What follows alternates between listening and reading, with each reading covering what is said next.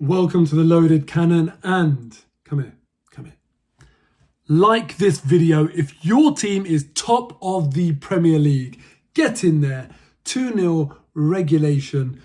Easy, disrespectful win against Luton today. Rotated like this was the League Cup and still at a canter. Went and kept a clean sheet and got a professional, nice and easy victory. That's how far we've come. We used to say about Arsenal for so many years that, as soon as you venture away from playing that first 11, we don't have that strength in depth. And now, these were our bench players that started today and did a job and made it look easy. I'm very, very relieved that we didn't have to go into half time at 0-0 or anything, because I feel like Luton, when they saw that lineup, that would have given them significant motivation. They would have felt disrespected, because you don't really see that in the Premier League. And it's funny because on the same day, Man City have left Haaland and De Bruyne both on the bench. And look, Champions League games are coming up. This is a very, very tough month for April. And this was probably our easiest game in the month, Luton at home. So it makes sense to me to rotate. And I thought to myself, when I saw the lineup, I thought, okay, if it all goes pear-shaped today, am I going to do my reaction after the game and say, Arteta's an idiot, what's he doing? He shouldn't have rotated. Or at the time that I saw the lineup, did I think, actually, I agree with it. I agree with resting players, and this team is good enough to win this game. And that was my conclusion. I thought, no, I'm not going to lay into Mikel Arteta if it doesn't go to plan, because this team should be able to do the business. And we're top of the league. I know obviously when Liverpool play tomorrow that might change, but we're doing brilliantly in the league. So it's not going to be easy to get into this team. If you want to get into this team, if you want to get some minutes, you need to come in and you need to show what you're about, not have excuses about, it wasn't our first choice team, whatever. You need to come in and just hit the ground running. Emile Smith-Rowe did that today. And I love Emile Smith-Rowe. I think he's a really, really good player. And it's a weird one, because I remember when Martin Ødegaard joined, I had a conversation, shout out AJ, if you're watching this, I remember that conversation, where we were talking about who we think is better, who's got a higher ceiling, Ødegaard and Smith-Rowe. And at the time, I said Smith-Rowe. I still think Smith-Rowe is a brilliant player, but Martin Ødegaard, my God, honestly, when you watch him every week, then you see why he was that teenage prodigy going to Real Madrid, etc. Just unbelievable. So now my view has obviously changed, but that doesn't mean that I'm underestimating Emile Smith-Rowe. I just wonder if Smith-Rowe hadn't been impacted by injuries and had the chances and the faith of the manager and that clean bill of health to play football consistently week in, week out for the last couple of years, I wonder where he would be right now. Came in today, I thought he was absolutely brilliant. Very happy for him that he got man of the match. For the first goal, the intensity with which he wins that ball in midfield. And then, Havertz and Ødegaard, it's a very simple 1-2 for them two. And then Ødegaard's finish was just beautiful. But I loved that from Emile Smith-Rowe, because it's not something you always associate with him. I think he's quite deceptive in the way that he covers ground, in the way that he presses. I remember when he did have a good run of games, I think it was a goal against Tottenham. I don't know if he scored it or assisted it, but the way he just covers the ground is sort of just effortless. And that's what he did in that press. And that's why I think he caught the Luton player by surprise.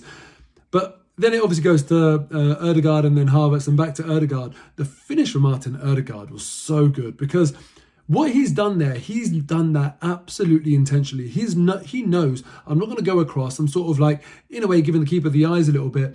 But the way he's sort of sliced down on that ball, and that ball's then curled away from the keeper, but you get so much slap on that ball. That ball just travels very, very quickly. Beautiful finish from Martin Ødegaard.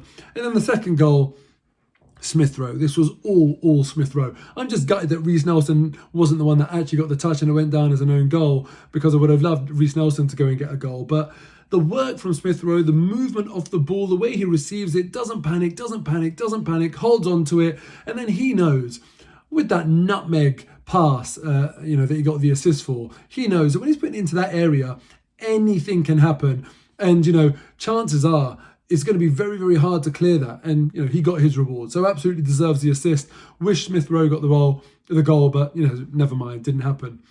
Now, at one point in the game today, I was looking at the Man City score and I was thinking, ooh, Man City, they struggled to break us down. Could this be another game at home where we've just set the blueprint? Maybe Villa can come and try and replicate that a little bit. And I was really, really hoping that they'd be able to do it, but unfortunately not. And bloody hell, Phil Foden.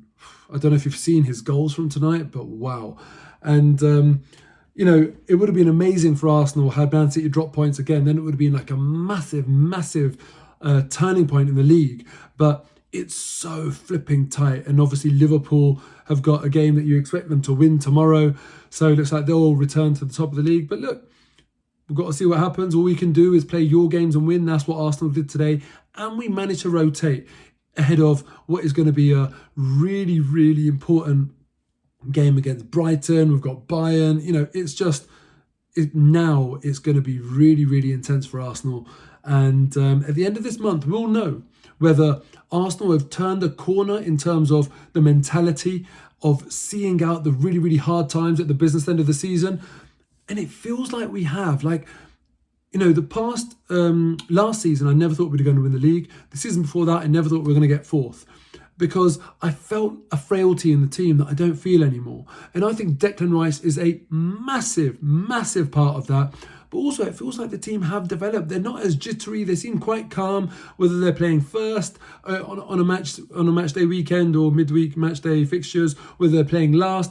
It just seems like they go out there, they've got the intensity right from the first minute. They make every single one of the 90 minutes count. It's lovely to see. And today, the way we did it with a second choice starting lineup as well, I just thought absolutely brilliant. Now, that's enough about the game. What more is there to say? It was just domination. Even though Luton had quite a lot of the ball in the end, I think the percentage possession is quite surprising. It was only 58-42, but they didn't have a single big chance. David Raya didn't have to do anything. So I think it tells a story that, we let them have the ball. We were in control the whole time. Anyway, moving on from that, I need all of your help. If you watched my match reaction against Man City last week, you'll remember that I spoke about the social charity orphan sponsorship that I'm doing. Started this, we're in the 9th year. So 8 years ago, I started this with one orphan. People chipped together, people that have never met each other, that just watch my videos or follow me on social media, all chipped in and we sponsored one orphan. Over the last 8 years, that has grown so much. We're now sponsoring 9 orphans. That is unbelievable. 2 of them live in Palestine. And we all know the situation that's going on there, and you all know my love and support and affection for Palestine. So look, if you can, please click on the link in the comments below, not in the description, because last time that didn't work. So this will be the pinned comment below. Please click that link and donate whatever you can. I really, really appreciate it. I don't have that big platform anymore. Now it's just me and my ones on my channel. So I really need all of you to get stuck in, get involved, and just whatever you can afford, even if it's £3, whatever.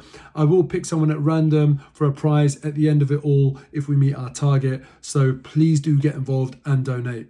Arsenal, top of the league. Fingers crossed Liverpool lose tomorrow or even drop points. I don't see that happening, but we've done what we need to do.